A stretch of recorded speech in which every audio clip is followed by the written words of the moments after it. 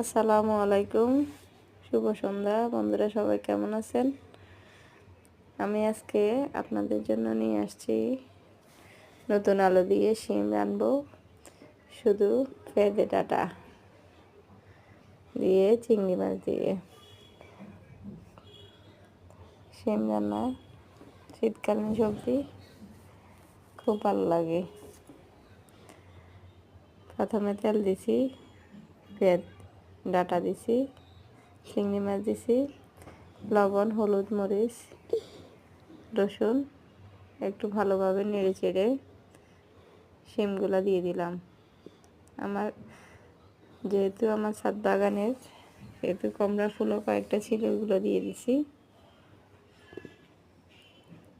এখন ঢেকে দেব। ঢেকে দেওয়ার পরে যখন দেখবেন যে একদম ভালোভাবে কষানি হয়ে গেছে, এবার একটু পানি দিব, বেশি করে পানি দেব, ভালোভাবে সিদ্ধ বা জোশ হওয়ার জন্য।